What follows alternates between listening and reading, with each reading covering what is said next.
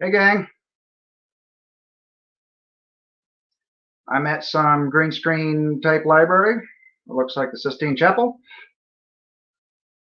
Don't ask me how I got there. I'm just that kind of guy. I'm a blues man. Today on Harmonica Man channel, I'm going to read my latest novel, left off after chapter 1. And now we're going to start chapter 2, The Tub. Got ourselves some Earl Grey tea and a few computer problems, obviously. What the hell's going on with this screen? Come out perfect at first, but now it's just stupid. Green screen.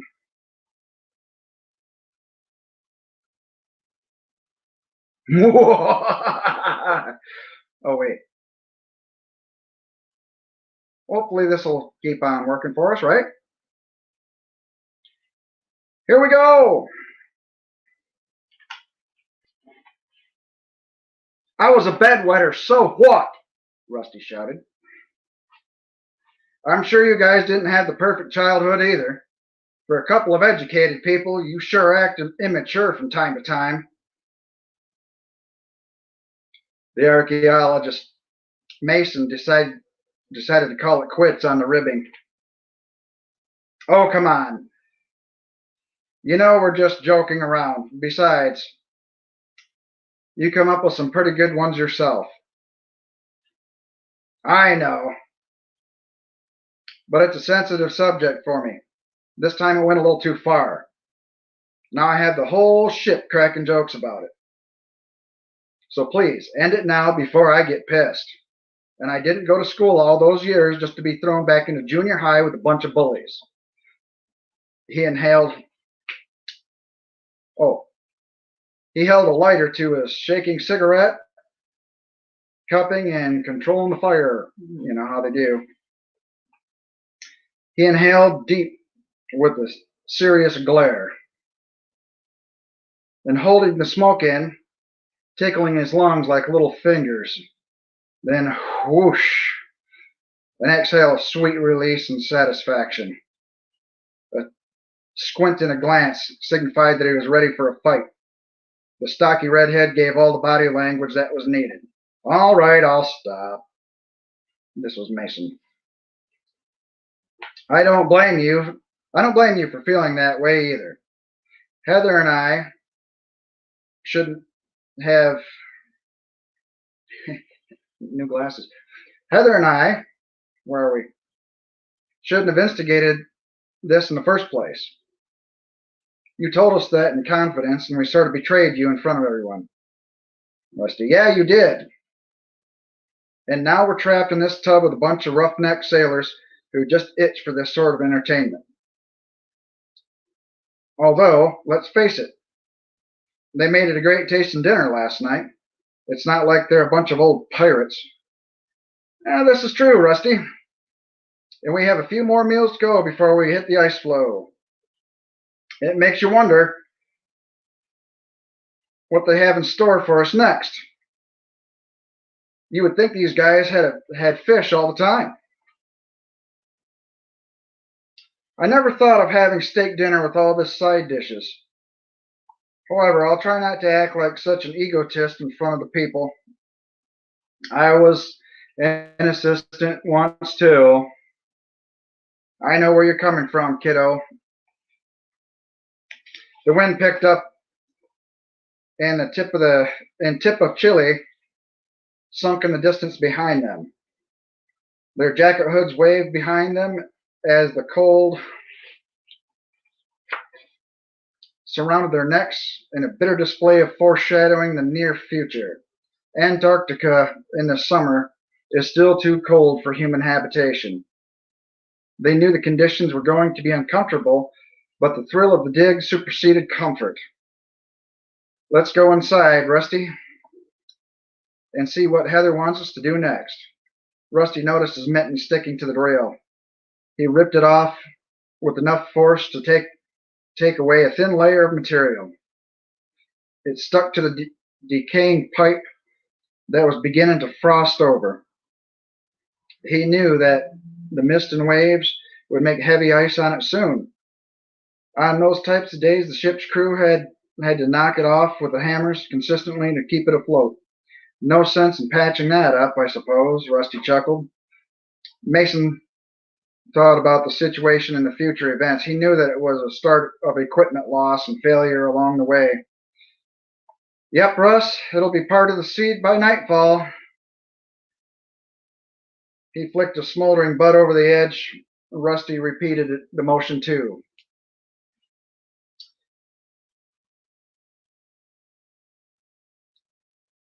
Another slightly more powerful gust surrounded them. They glanced southward and noticed the white caps of the distance ahead. It was time to re-enter the hatch and get to the boss's quarters where there's heat. They could take their time and just enjoy the service of being transported for the moment.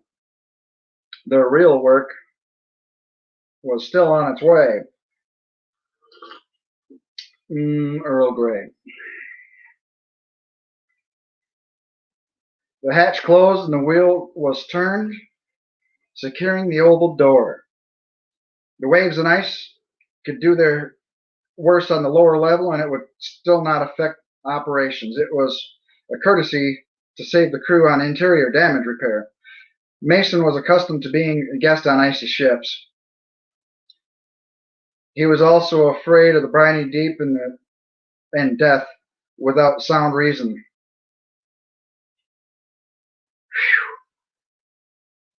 It's good and warm in here still, he said. The Parker hoods lowered in time to catch a glimpse of a young sailor walking through the distant corridor comparatively. The sunbeams lit up the metal walls at the end and helped the adjustment of their eyes. The shadowy blur from the fast-moving men signified the timing was right to be inside. Rough water was ahead. Up the stairs, he went toward the glare of the upper decks. The sailor. Orders must have been given while the archaeologists were outside. They squinted partly in adjusting to the dark and partly from curiosity. Anything could happen in the choppiest waters in the world. This is true. Jitters in their fingers shook the zippers off the parkas, and the chill didn't help matters much either. A wide-eyed glance from Rusty cocked in the direction of his superior. It was inquisitive stature of a facial expression asking, should we be worried? The shrug of the shoulders and the leaning head continued the silent conversation. It was the I don't know yet. We'll see soon enough reply. The silence and gesturing spoke volumes between the two men. Even though they were apart in age, the lingo was perfectly understood. It may have been a taught response or some leftover communication still from the hunter inside.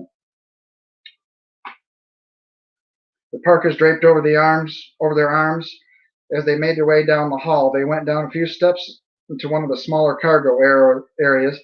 It was at the right, if I remember correctly, Russ, Mason said on the other side. Mason said, on the other side, towards the middle of the ship, was a series of small cabins. They were lined in a row, each with its own hatch. The smell of fresh paint grew stronger as they approached. Mason's old class ring clanged and echoed on the door.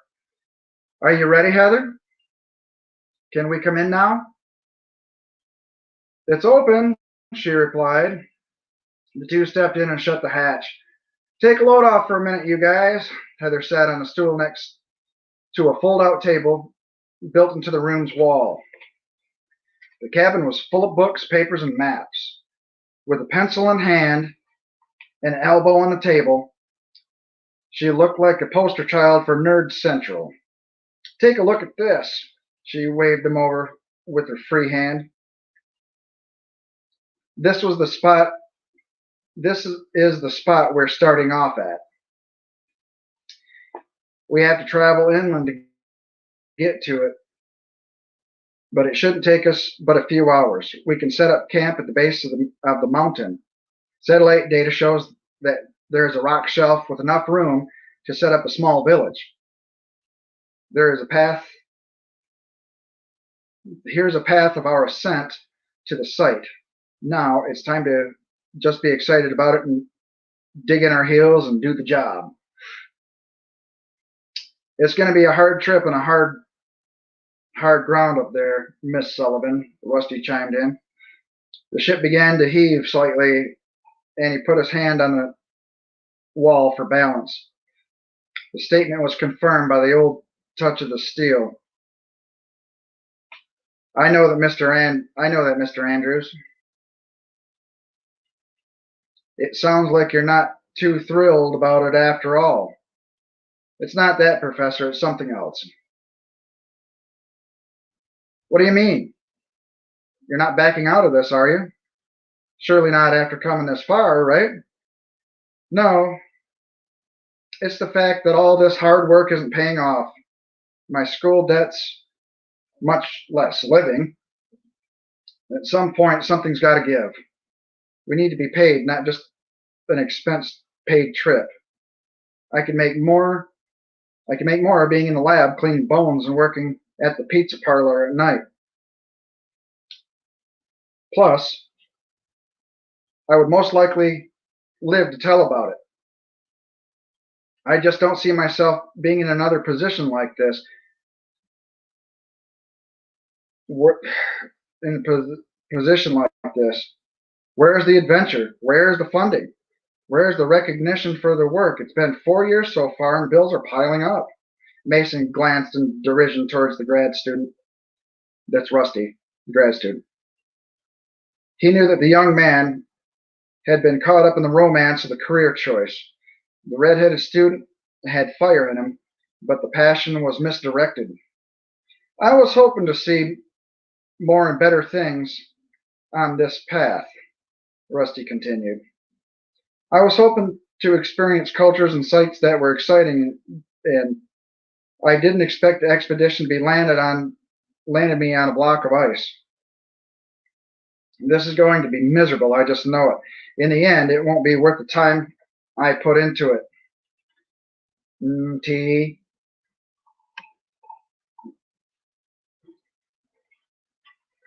Getting just lukewarm now. I'm gonna have to drink it up. Don't go there, Miss Andrews. Or Mr. Andrews, I'm sorry. Don't go there, Mr. Andrews, the blonde woman said. Short blonde one. Heather. You picked this job. Nobody picked it for you. You wanted a degree in it. Nobody made you do it. You wanted this very thing. It's never like it is in the movies or books anyways. It's drudgery and it's hard work. This particular place has little to no human involvement.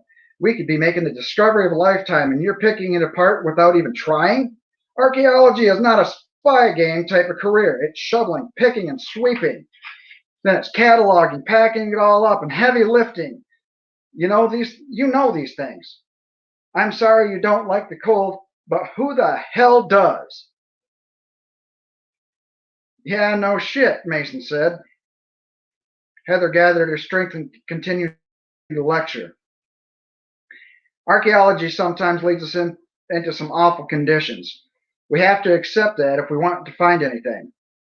We have to go through the jungles full of bug bites and panthers. We have to work from the scorching sands to the cold mountains. This time just happens to be the cold mountain. You say that you expect adventure, don't you? Look outside of the ship. In a few hours, you'll be puking in a bucket. The waves and currents causing iceberg to hit the hull should scare the pants off you.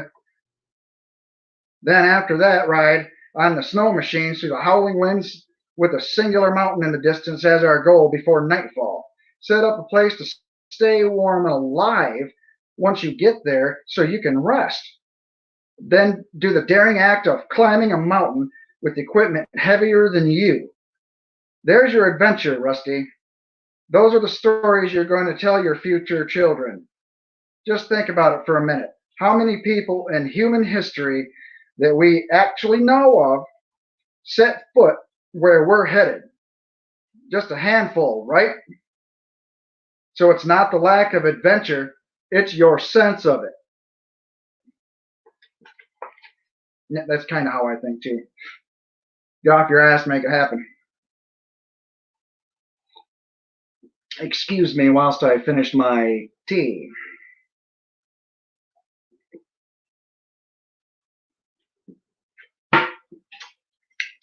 All fired up. All right. Right, I suppose.